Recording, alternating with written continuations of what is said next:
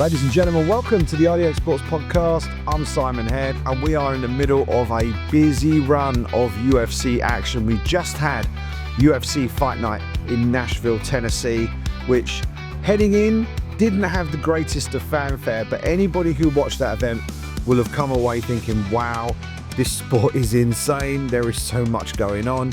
Even the names that perhaps people aren't 100% familiar with are producing amazing performances, and that event in Nashville, Tennessee delivered from top to bottom of that fight card. We will run through the results and the highlights of that particular event on this issue of the RDX Sports Podcast. And of course, it is fight week in New Orleans, the final fight week of Dustin the Diamond Poirier's UFC career, as he takes on Max Holloway for the third and final time at UFC 318. It is the Diamond's last dance. It is for the BMF title, and it is a chance for one of the best fighters in the modern era of the UFC, one of the most beloved fighters of the modern era of the UFC, to go out on his own terms, which is such a rarity in this sport. We will talk about that fight and the other highlights set to come this weekend at UFC 318 on this week's show. Let's kick things off with what happened this past weekend in Nashville, Tennessee, Smashville, Tennessee, as some people have dubbed it after the weekend. A huge event, a big arena, packed to the gills, 17,000 crammed into the Bridgestone Arena in Nashville on Saturday night. It is great when the UFC are on the road. I know a lot of the fight nights are at the Apex, and logistically there are lots of benefits to that, but you cannot beat a big UFC fight night on the road, the traveling roadshow of the UFC, with upwards of 10, 15,000 fans going absolutely crazy for the fights that they see in front of them. And let's be honest, this fight card on paper wasn't particularly heralded going into fight night. Derrick Lewis is, we talked about Dustin Poirier being one of the most beloved fighters. Derrick Lewis undoubtedly is a cult hero in the UFC. Such a fun heavyweight to watch. The knockout king of the UFC. I think he might even have knockout king tattooed across his chest.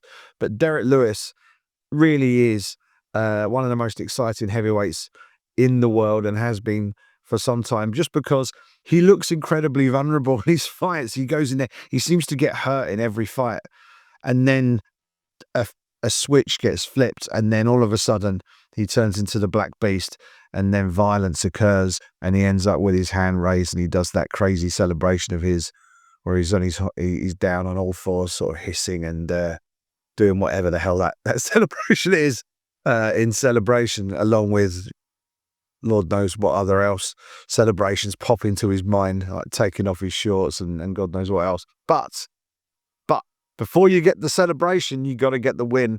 And on Saturday, Derrick Lewis was taking on an interesting test. You know, so for so many years, Derrick Lewis has been one of the top heavyweight contenders in the world. He's been facing the top heavyweight contenders in the world. He's faced the who's who of the UFC heavyweight division. That was not the case on Saturday. He took on Brazil's Tallison Teixeira. Tallison Teixeira, all 6'7" of him, 8 wins in a row, 8 knockouts. Getting in there, he won through the Contender Series, the early spot in the UFC, had one fight in the UFC against Justin Tafa, I think it was. And he lasted 35 seconds to Justin Tafa. 35 seconds. Tallison Teixeira got him out of there in super quick fashion. That one fight, that one little block of 35 seconds, earned Tallison Teixeira his first UFC win and the number 13 ranked position in the UFC heavyweight division. That's mad. I mean, they put him in with a ranked heavyweight straight away. He beats him, boom, he's in the rankings, number 13. Derrick Lewis has been in the rankings forever. I think he was ranked 9th heading into the weekend. And having to defend that ranking against a guy who's been in the Octagon for just 35 seconds, which is mad if you think about it. Someone of Derrick Lewis's experience, that fight was Lewis's 30th UFC fight against a man with 35 seconds of experience. It seemed almost ridiculous that they were fighting each other, but Teixeira's finishing power and momentum meant that it was a compelling fight, especially with Lewis starting to drop down those rankings a little bit. So how would the fight go? We pretty much knew, and I said it on the last edition of the podcast, that it's almost a waste of a main event in regards that you're not getting 5 rounds out of this. You do well to get 5 minutes out of it. We didn't get 5 minutes out of it. We didn't get 1 minute out of it because Teixeira came forward looking to land big shots, as we expected. Derrick Lewis got caught in the eye. It was like the edge of like the knuckle of the thumb for Teixeira. I thought just caught him in the eye, and Lewis reacted quite badly to it. Now, whether that was, he said afterwards that he was sort of playing possum a little bit. He was making it look worse than it was to go Teixeira into range, and if it was, the man is a genius. If it wasn't, then this was an example of Lewis getting hurt and having to fight back. But however it worked out because with Lewis clearly looking in some sort of discomfort, Teixeira just poured the pressure on even more, stepped into range, and in doing so, eliminated his own reach advantage and put himself straight in the danger zone for Derrick Lewis. Derrick Lewis cracks him with a huge shot, drops him, and then just wails on him with big shots. Now, there's been some controversy or some suggestion that the finish was a controversial finish. I don't think it was a controversial finish. Let me explain to you why. Tallison Teixeira had just been dropped and was taking some big, heavy shots from one of the heaviest knockout artists in UFC history. So that's the context. That's what just happened. Tallison Teixeira, in that moment, is supposed to, in the words of the unified rules, he's got to defend himself intelligently. Okay, he's got to get himself out of trouble, but he's got to defend himself intelligently. Number one, he has his back to Derrick Lewis while Derrick Lewis is hitting him with big shots. That's not intelligent defense. Number two, he is grabbing the cage fence to drag himself up because he's not able to just get himself up under his normal power because he's trying to. He's in a position where he's getting absolutely destroyed with shots. Is he knocked out? No. Is he scrambled? Yeah. But is he out of the fight at that point? No, he's not. But the only way he was able to get back to his feet was by using an illegal technique. Had he not used that illegal technique, those strikes would have just continued with him on the ground and he would have been finished on the ground. So the fact that normally what would happen in that situation is if there's a blatant cage grab, the referee would stop the fight and there'd maybe be a point deduction. There should always be point deductions. If someone's using a cage grab to get out of a difficult situation where there's significant offense being unloaded, point deduction should be automatic. It isn't, but it probably should be. But the issue with this was a fight-ending sequence. If Tallison Teixeira doesn't get up, he gets finished. And the only way he got up was by using an illegal technique. So I think that Jason Herzog's decision to stop the fight, even though it might have looked a little strange because Teixeira wasn't out of it when he turned around, I think that was the right decision. It might have looked premature because in MMA we're used to seeing someone being knocked out or close to knocked out or certainly having, looking worse for wear. And Teixeira certainly looked like he had a bit more gas in the tank to keep going. But that wasn't the point here. The point was he intelligently defending himself? And the answer was no. And that, I think, is why the decision from Jason Herzog to stop the fight was the correct one, albeit the optics of it looked a little strange. But I would certainly give the benefit of the doubt to a seasoned official who has consistently been one of the best referees in the world in this sport. He knows what he's doing. He certainly knows more than the likes of you and me. So I thought at the time that was a good decision. And I've watched it back and I've seen nothing to change my opinion on that. So the other thing about this win for Derrick Lewis, it proved that there are levels to this game. I did the UFC interview feature on Derrick Lewis this past week, and the headline and like the title was "There's levels to this game," because that's what Lewis was saying heading into this fight. They've given Teixeira this too quickly in his career. Far too much too young, as the specials might have said. But yeah, It was someone who has talent, someone who has knockout power, someone who potentially could become a contender in the future, but not right now. Certainly not against the Black Beast, Derrick Lewis, in only his second UFC appearance after only 35 seconds of cage time in his first one. So I think Teixeira will bounce back from this for sure. But this was too much for him, and Derrick Lewis was proved absolutely correct. And it also showed that Lewis is still very much a factor in this heavyweight division. He's fun to watch. The fans love him. And in a UFC heavyweight division where contenders who could draw attention are pretty thin on the ground right now, Derrick Lewis is not out of the sweepstakes for the heavyweight title, boys and girls. He might not be ranked in the top 3, but he, in terms of fan interest, if you were drawing up a list of contenders and you sat down, a bunch of UFC fans, long-time UFC fans, say, which one of these fights would be the most interesting for you? Which one would get you the most excited? Will they say Jailton Almeida? Probably not, because as good as he is, his fighting style is not that fun to watch. Will it be Cyril Gane? Maybe. I think that is probably the highest ranked matchup you could do for Tom Aspinall right now. Alexander Volkov. Alexander Volkov's form suggests that he deserves a shot. But we've seen that fight already, and it did not go well for Alexander Drago Volkov. Derrick the Black Beast Lewis. This is a man with one-shot knockout power.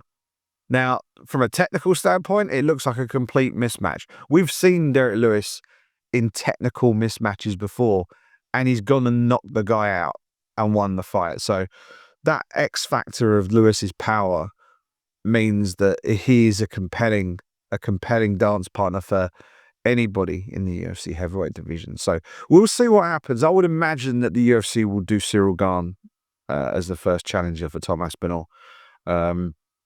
If not, I would probably do Volkov just on a meritocracy standpoint. After that, it's Derrick Lewis is probably the next most interesting. We've got Almeida is certainly a worthy challenger as well. But from an interest standpoint, I think Lewis might trump that. So we shall see. We shall see how it all pans out. But I think this was good news for the heavyweight division that Lewis is still around and he's still a factor and he's still knocking people out. As for Tallison Teixeira, he didn't get flatlined in this fight. That's good news for him. He didn't get humiliated in this fight. That's good news for him. He just got reality checked a little bit. It's not fraud checked. I hate the kids out there saying, oh, this guy's been fraud checked, that guy's been rubbish, right? This isn't about being fraud checked. This is just a guy who had a load of hype, had a load of good form, good performances, and he just got a little ahead of his skis. So we'll see. We'll see how this all goes. I think that he'll get slow rolled a little bit now. He'll build his career, and I think he'll become a factor in the top 15 for sure. He's already in the top 15 right now. He could potentially be a top 10 contender by the end of the year with a couple of well-chosen matchups. So we'll see how that goes. Great performance, though, on Saturday night from the Black Beast, Derrick Lewis, who is very much still a factor in the UFC heavyweight division. All right, the Derrick Lewis victory over Tallison Teixeira was the undoubted highlight of UFC Nashville, but there was a lot of great action further down the card. A feast of finishes in Nashville. One fight that did not go to a finish was the co-main event. Gabriel Bonfim edging Stephen Wonderboy Thompson by split decision. Really, really close fight this. 29-28 Thompson, followed by two 29-28 cards to Gabriel Bonfim. Really, really, really tight fight. Stephen Wonderboy Thompson left with a horrible gash on his shin. But a lot of people thought he did just enough to win that fight. So really, really close one. And it's always tricky when you've got a grappler versus a striker and you're comparing effective grappling versus effective striking. It's difficult. I thought Wonderboy's striking was more effective than Bonfim's grappling, just. So I thought Thompson had done just enough to edge it. But Bonfim is talent moving his way up. Wonder Boy, 42 years of age, the oldest swinger in town, the oldest fighter on the UFC roster. I hope that isn't his last one. I actually did his feature as well for UFC.com this past week. And the suggestion was he was going to see how that fight went before he decided whether to continue and fight out his remaining fight. I think he might have one, maybe two left on his UFC contract. And I think once he's done that, he's going to be done. And he'll hang up the gloves. But I hope that this result isn't the result that sort of marks the end of his tenure in the UFC. I think there could be a crowd pleasing fight or two still left on the cards for him if the UFC book him appropriately. I hope that would be the way he goes out. For someone as respectful and as respected as Wonder Boy, it would be amazing for him to bow out, kind of on his own terms. In a fight that would allow him to really showcase his skills. Whether he wins or loses is kind of secondary. It's more his ability to show that he, the best of his skills. And I wouldn't be at all surprised if his athletic career continues and he's tailor-made for karate combat, right? Once he finishes with the UFC, could he move to karate combat? I know he's been like an ambassador for them in the past, so who knows? Maybe a couple of guest appearances there, but big fan of Stephen Wonderboy Thompson. Lovely guy, really, really lovely guy, super respectful. Just found himself on the wrong end of a split decision against Gabriel Bonfim, who is moving up. Talented guy, came to the Contender Series. Very dangerous with his submissions. He's got hands as well, but it's how he uses those hands when he's on the floor for grappling purposes. That's how he gets his job done. But yeah, great performance from both men in that fight. Went the distance, and it was Bonfim who got the nod. Also on the scorecard, Steve Garcia outpointing Calvin Kattar. Garcia was on a good run of form heading into this. Calvin Kattar desperate to get a win. Didn't go his way. He lost every round on all three scorecards. Steve Garcia getting the job done. 30-27s across the board. And I mean, I mentioned it on last week's show. Calvin Kattar's super respected, super classy guy, but that's 5 in a row, which is insane for a guy of his quality. He's not a bad fighter. He's not suddenly become a bad fighter overnight in the last few years. His last win was January 2022 against Giga Chikadze. Since then, split decision loss to Josh Emmett, TKO via injury to Arnold Allen, unanimous decision to Aljo Sterling, unanimous decision to Yusuf Zalal, and now unanimous decision to Steve Garcia. Tough spot for Calvin Kattar. We've seen fighters go on these long losing streaks before. Sam Alvey, I think, went on a long one. Tony Ferguson certainly went on one.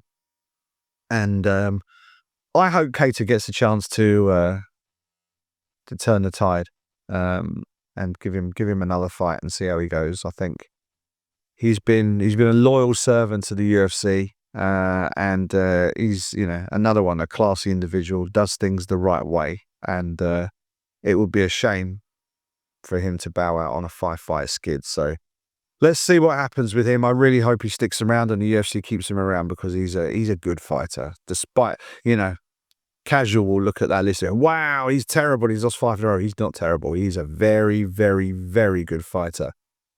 He's just finding himself on the wrong end of decisions to other very, very good fighters. They're all competitive fights. Although this one this weekend, he did lose every round. He was in every round, but Steve Garcia, great form for him. The Mean Machine, that is, he says, checking the record, 6 in a row for him. You look, and without doubt, Calvin Kattar, the biggest name of that 6.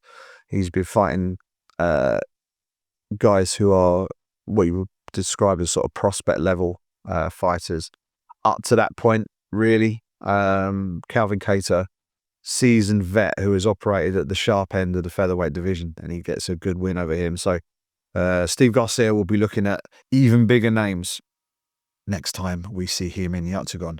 Now, let's talk about the fight of the night. Morgan Charrier versus Nate Landwehr was an absolute blast to watch. We knew before this fight, I said on last week's podcast, Nate Landwehr versus Morgan Charrier will be a banger. And because Nate Landwehr, we know what he brings. Nate the Train, all gas, no brakes, comes forward, looking to take your head off. Arrived as advertised. We knew what we were going to get. There was never any doubt that Nate Landwehr, especially fighting relatively close to home, was going to turn up and bring it. How would Morgan Charrier perform? I described on last week's show that Morgan is one of these fighters who he's got this interesting approach where he tends to match the energy of the guy he's in there with. You know, if you stand off and want a point fight, he'll kind of do that with you as well. If you want to go nose to nose and just swing for the fences and go in the pocket, he's happy to do that too.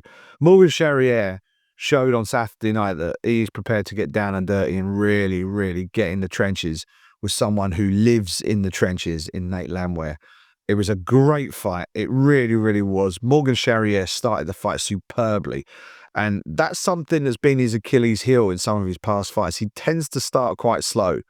I don't know if it's almost like a Muay Thai fighter where the first round is very much sort of a reconnaissance mission, right? He's kind of checking out the opponent, downloading information, and then going for it in rounds 2 and 3. But no sign of this from Morgan Charrier in round 1. He really went for it in round 1, established himself really well.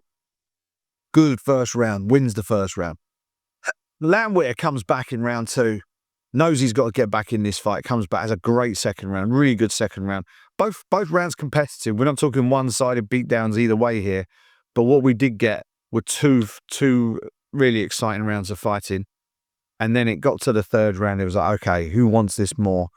Morgan was told in his corner to really trust his hands and get out there and start putting them on him. So comes out the corner and just goes into full berserker mode. Hurts Landwehr, hits him with a right hand just behind the ear, and that scrambled Landwehr quite badly, and that put him on skates.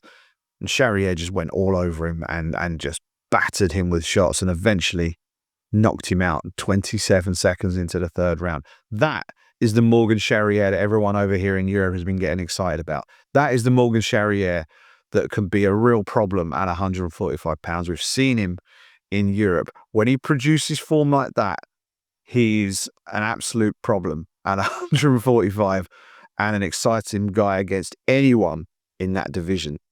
I don't think Morgan Charrier knows where his ceiling is yet. I really don't. I think he has the capability of becoming a top 10 contender in that featherweight division. And once you're in the top 10, all bets are off. We see how things go from there. But super, super impressive. Beats Nate Landwehr. I think he proves that this isn't this is someone who, when the chips are down and you need to bite down on your mouthpiece and go win a fight, he goes and wins the fight. That's exactly what he did there.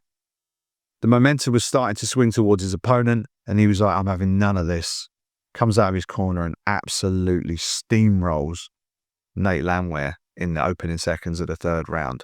Great performance from the last pirate. Named after, is it Henry Morgan, I think he was named after?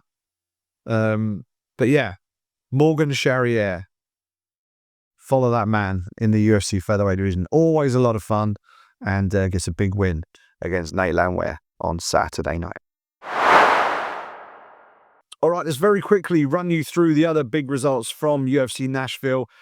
The 2 remaining fights on the main card, Vitor Petrino getting a first-round submission on his heavyweight debut, former light heavyweight, of course, moving up against former NFL player Austin Lane. First round, rear naked choke gets the job done for Petrino. And in the opening fight on the main card, the UK's own Tuco Tokos, based out there in Florida, gets, I think it might have been his first UFC win, defeats Junior Taffa by second round submission, arm triangle choke. Congratulations, Tuco Tokos. Big win for him, kicking off the main card there in Nashville, Tennessee. And very quickly, we're running through the prelims. Chris Curtis got the nod in that battle of the welterweight veterans against Max Griffin. Curtis dropping back down to welterweight after his run at middleweight. Looks good at welterweight. Looks really good at welterweight. I like him at that weight class. Split decision, 2 seasoned vets. I'm a big fan of both of these guys. It was Curtis who just got the nod. 29-28s across the board, but one of the cards was for Griffin, but the other 2 were for Chris Curtis. He gets the nod after 15 minutes of back and forth welterweight action. Jake Matthews, big performance from Jake Matthews. I thought that was going to be a real tough test for him against Chidi Njokuani. Big, strong guy at welterweight, good striking, good control of range. Matthews subbed him, 69 seconds, rear naked choke. No problem at all. Great performance from the Aussie, the Celtic kid. Um, he really will benefit from that win, and I think we'll see him in a much bigger fight next time round. Eduardo Moura getting the unanimous decision over former title challenger Lauren Murphy, 29-28 across the board for Moura. Walter Walker defeating Kennedy and Zechkru, inverted heel hook, 54 seconds. Walker is a really interesting addition to this heavyweight division. He's unlike anybody else in that weight class, and he's a lot of fun. So interesting to see how they book him next, because he's a dangerous, dangerous man in that heavyweight division. The brother, of course, of Johnny Walker, who's in his corner on Saturday night.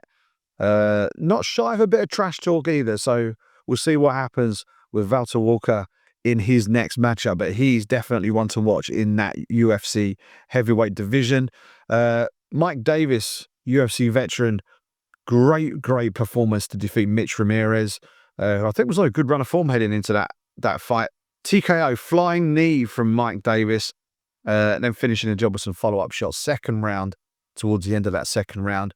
But he's another one who he might not be the most well-known fighter in the UFC, Mike Davis, but you see his name on the fight card, you know he always brings it. He's a proper bring your lunch box to work sort of guy. You go in there, you're going to be in for a fight for as long as it lasts, and he will put it on you for as long as possible. And you needed just under 3 rounds to get the job done, or just under 2 rounds rather, to get the job done against Mitch Ramirez. TKO, great flying knee. And in the opening bout of the night, wow, Fatima Klein defeats Melissa Martinez, head kick finish with follow-up shots. Fatima Klein coming from Cage Fury Fighting Championships. My friend John Morgan running Cage Fury Fighting Championships now, general manager.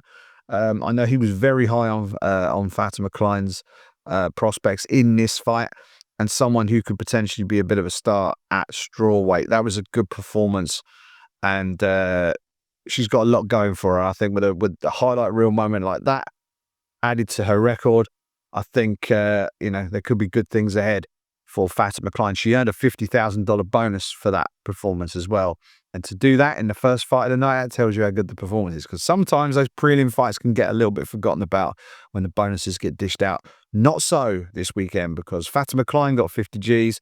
Walter Walker got 50 Gs for his inverted heel hook finish. And the fight of the night, it had to be Morgan Charrier versus Nate Landwehr on the main card. No debating. That was the best fight of the night. That was a great night of fights in Nashville, Tennessee.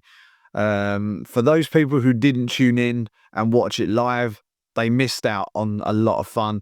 It probably already is on UFC Fight Pass, or if you're here in the UK, the replay will be on Discovery Plus, because it broadcasts on TNT. Prelims will be on UFC Fight Pass for sure. So if you haven't watched these fights, well worth doing so. Sometimes the UFC schedule can be quite relentless, right? So you miss one event, don't worry, we've got another one coming right behind it. So this one's one that I would go back and watch again. It was just fun, and the crowd were into it. It was a great atmosphere inside the arena, the Bridgestone Arena on Saturday night. Great stuff at UFC Fight Night, Nashville, Tennessee.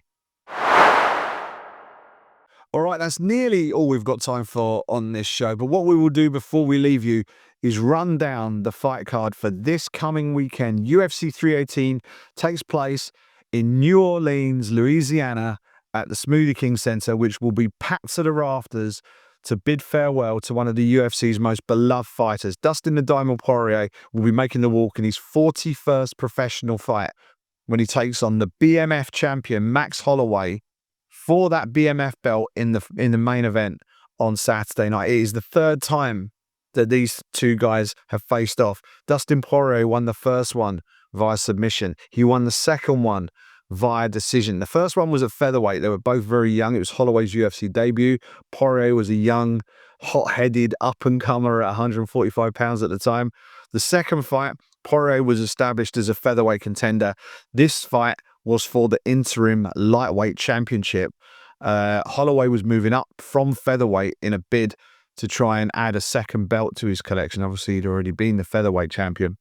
And the move up just looked a little bit too much for him. He just didn't look physically strong enough to cope with Dustin Poirier on the night. Poirier was just a little bit too big and too strong. However, this third fight, Max Holloway is now a 55er. He has filled out into that frame as a 55er.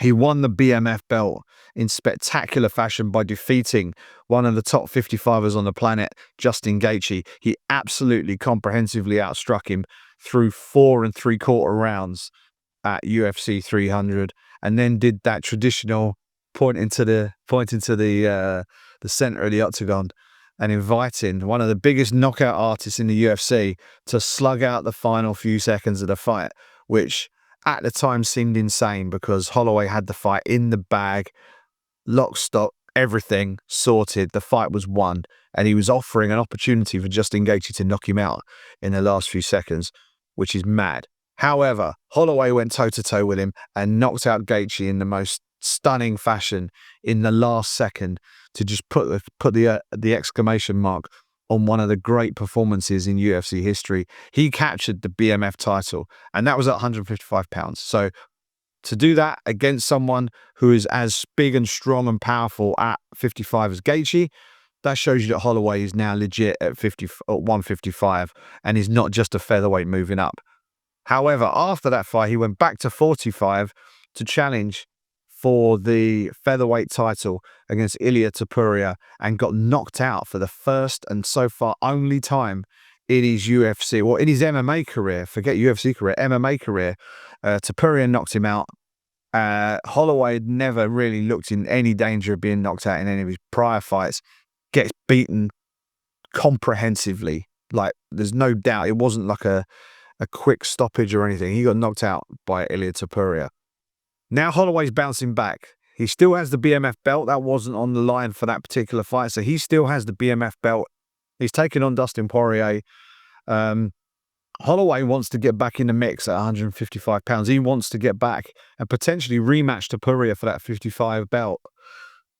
To do that, he needs to beat Dustin Poirier this weekend. If he beats Poirier, former interim champion, long-time top 2, top 3 contender in the UFC lightweight division, he gets past Poirier this weekend, he's right there in the mix at 155 pounds.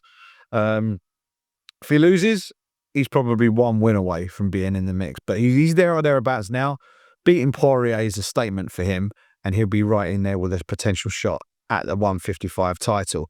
For Dustin Poirier, of course, his motivations are very different. You know, Holloway is all about, he wants to continue his career. He's got another belt to chase.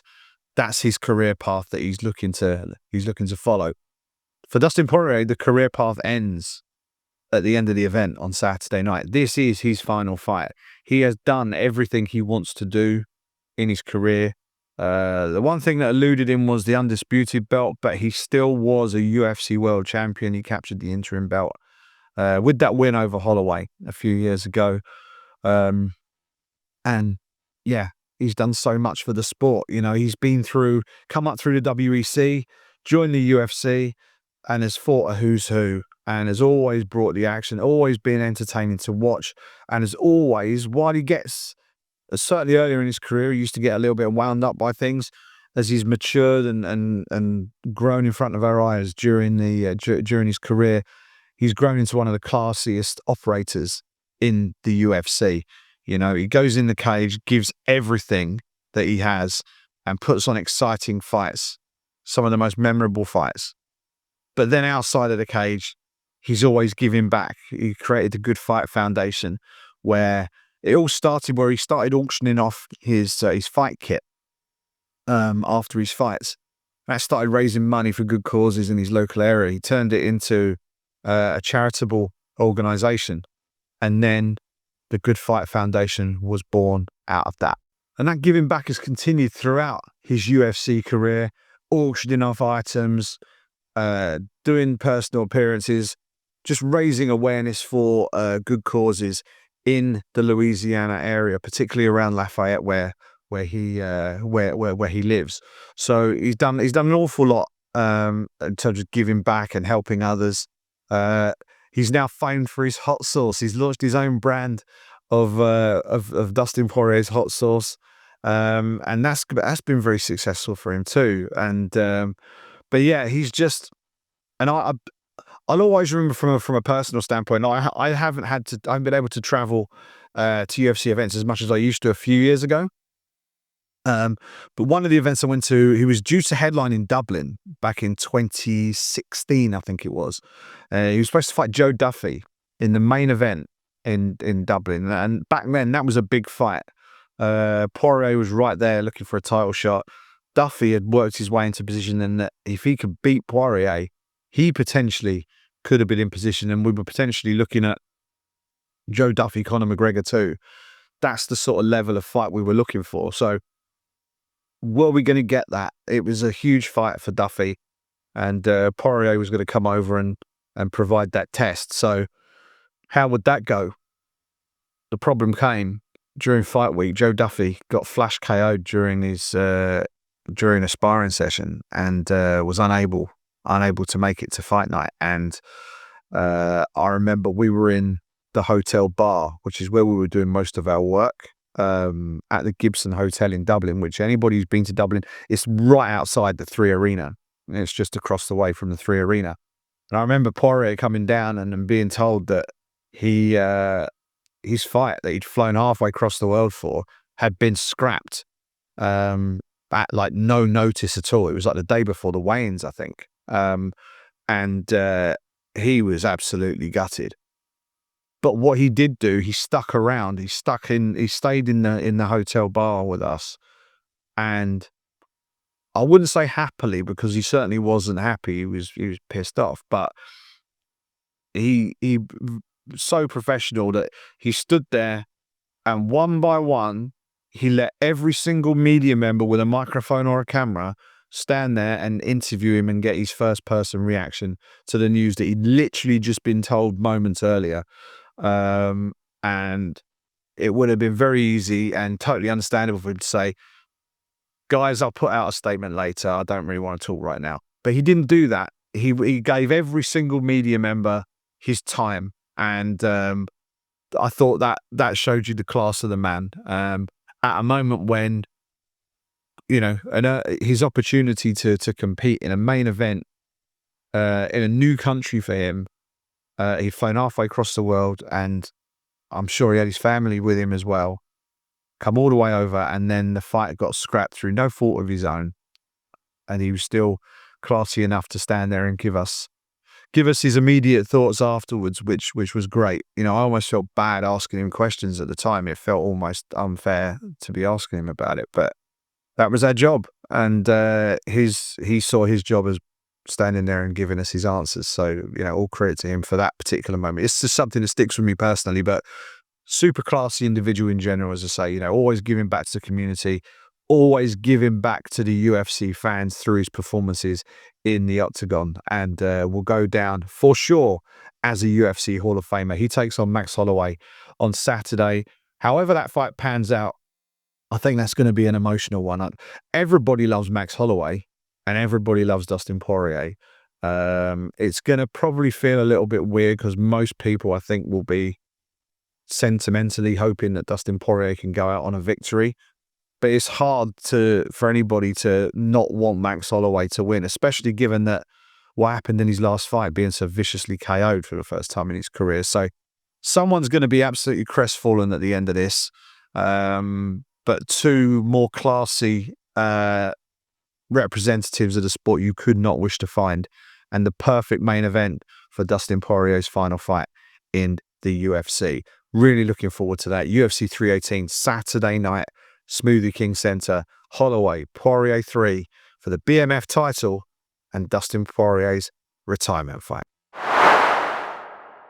Very quickly, let's run down the rest of this fight card for UFC 318. The co-main event at middleweight, Paulo Costa returning to take on Roman Kopylov. That is going to be an absolute banger for us, however long that lasts.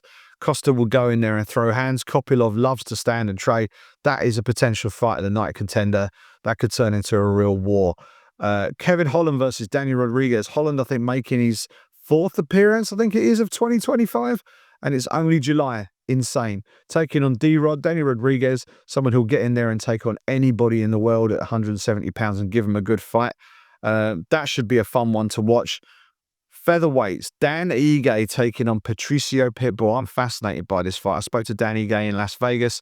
He's really, really up for this. He's looking forward to this fight. He's one of those guys who he's always in and around the division. Everybody in the sport has mad respect for Dan Ige, but maybe he doesn't get the fan support that someone of his class and ability deserves. You know, I just feel like he's always under the radar a little bit with the fan base, which I think is a shame. Dan Ige is one of the good guys in the sport. He's taking on Patricio Pitbull. Huge opportunity for Ige to really grow his star power and his resume by taking on the greatest fighter in Bellator history in Patricio Pitbull. Pitbull had his UFC debut last time out against Yair Rodriguez and did not fare well. People talk about Octagon jitters and stuff like that. I don't know whether Patricio was nervous going into that fight. That doesn't sound like a Patricio Pitbull to me. But he certainly didn't deliver the sort of performance that we're used to seeing. One of the issues could be it was a 3-round fight.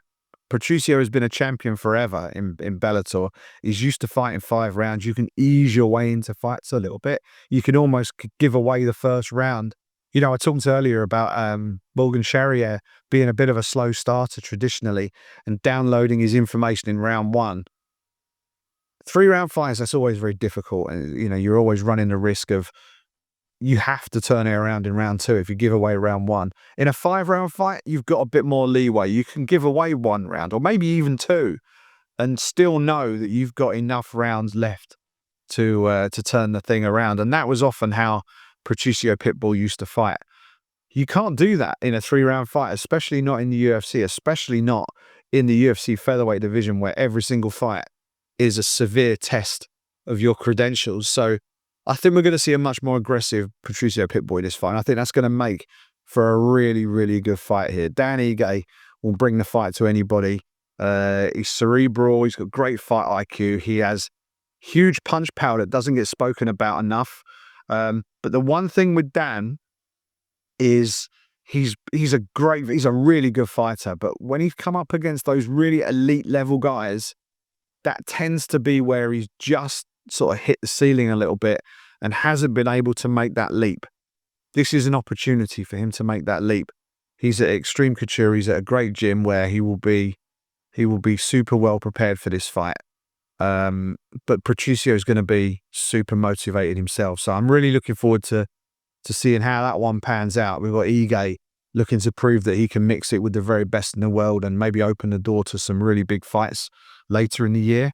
And you've got Patricio Pitbull, who has ruled the world at 145 pounds in Bellator and is looking to repeat the job in the UFC.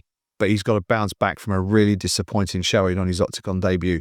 That is definitely one of the fights to watch on Saturday night at UFC 318. And kicking off the main card is Michael Johnson versus Daniel Zellhuber. Michael Johnson, one of the slickest strikers you'll see anywhere in the UFC. He's been around for years and always serves up entertaining fights. Good, as I say, great slick boxing, fast hands, but he can get caught, and that has been his downfall in some fights. Daniel Zellhuber from Mexico, I don't think I've ever seen him in a bad fight. He is a lot of fun to watch.